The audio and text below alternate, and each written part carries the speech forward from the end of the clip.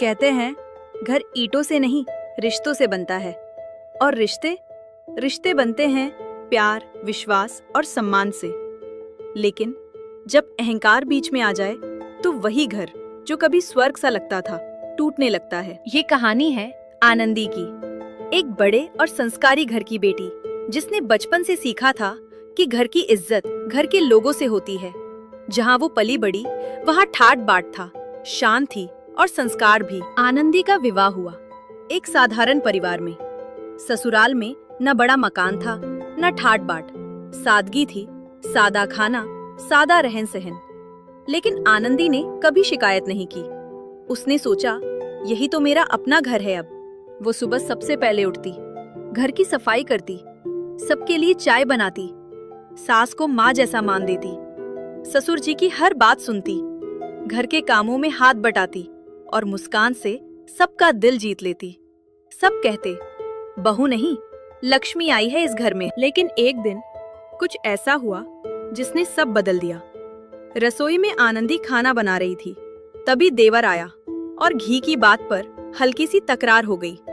बात बहुत मामूली थी, लेकिन शब्द बहुत तीखे हो गए। देवर ने गुस्से में कुछ ऐसा कह दिया जो नहीं कहना चाहिए था। आनंदी का मन आहत हो गया, उसकी आंखों में आंसू आ गए, लेकिन उसने एक शब्द भी नहीं कहा। चुपचाप रसोई से बाहर चली गई। पति को जब पता चला तो उनका खून खौल उठा, उनका स्वाभिमान जाग उठा। उन्होंने छोटे भाई को बुलाया और बहुत डांटा। कहा, तुमने मेरी पत्नी का अपमान किया, तुम्हें शर्म नहीं आती? अब मामला सिर्फ रसोई का नहीं रहा, अब ये इज्जत का प्रश्न बन चुका था। और फिर वो हुआ जो किसी ने नहीं सोचा था। दोनों भाइयों के बीच दूरी आ गई, बातचीत बंद। एक ही छत के नीचे रहते थे, लेकिन जैसे दो अजनबी। साथ बैठना बंद, साथ खाना बंद। घर में एक अजीब सा सन्नाटा छा गया। सास ससुर बहुत परेशान थे, माँ रोज रोती, बाबूजी चुपचाप बैठे रहते और आनंदी खुद को दोषी मानने लगी। वो सोचती, अगर मैं उस दिन चुप रह जाती तो शायद ये सब नहीं होता। ये दरार, ये दूरी मेरी वजह से है। फिर एक रात जब पूरा घर सो रहा था, आनंदी जाग रही थी। उसकी आंखों में नींद नहीं थी, बस एक सवाल था, क्या मेरा स्वाभिमान इस घर से बड़ा है? क्या मेरी अकड़ इन रिश्तों से ज्यादा जरूरी है?